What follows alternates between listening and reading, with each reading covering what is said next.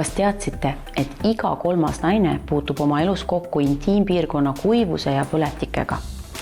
Kuidas siis parandada oma elukvaliteeti ja üldse enesetunnet? Mis sammud võiks astuda just selle parema enesetunde suunas? Kuidas me tunneme ära, et nüüd on meil põletik ja peaks midagi ette võtma? Tekkepõhjuseid on tegelikult väga palju. Näiteks ebapiisav hügieen, pesukaitsed, hormonaalsed muutused või näiteks ka ravimite mõju.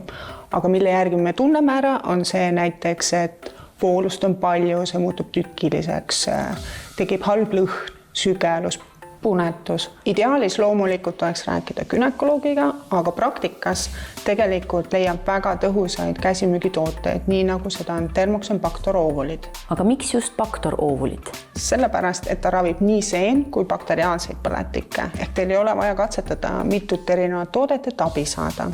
Teiseks, kui väga paljud tooted põhinevad pH tasakaalustamisel, jah, Bactor teeb ka seda, aga ta teeb ka sammu edasi.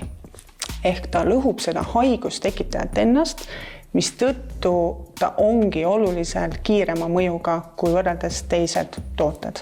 Ja kolmandaks ma tooksin välja, et tal on ka rahustavad komponendid, et tupelimaskes suudaks peale põletikulist protsessi taastuda. Kas põletik võib anda tunda ka just siis väliste piirkondade juures, et on see kuidagi tuntav, nähtav? Ja vulval võib tekkida väga tugev punetus, väga tugev sügelus ja naised on öelnud, et ka selline põletus ja kipitustunne. Ja sel juhul me olemegi soovitanud Lenitiva intiimkreemi.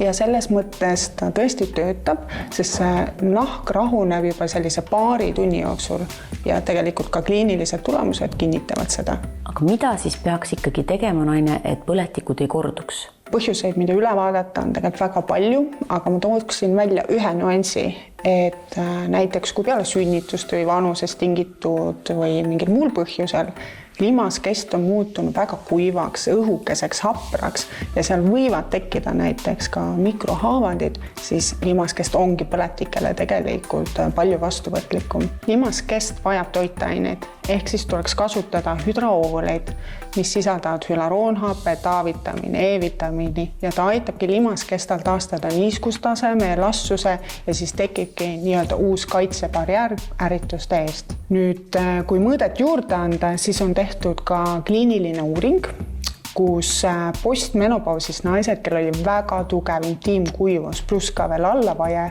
siis kui nad kasutasid hüdraoovuleid 4 nädala jooksul, siis neil paranesid kõik tupetervise näitajad. Nii et see toode päriselt toimib.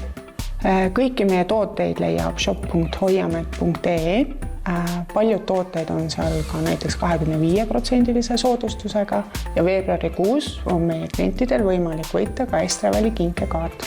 Ja et väike panus tervisesse, samm parema enesetunde poole ja kes teab, võib-olla määratab ka loosiilm.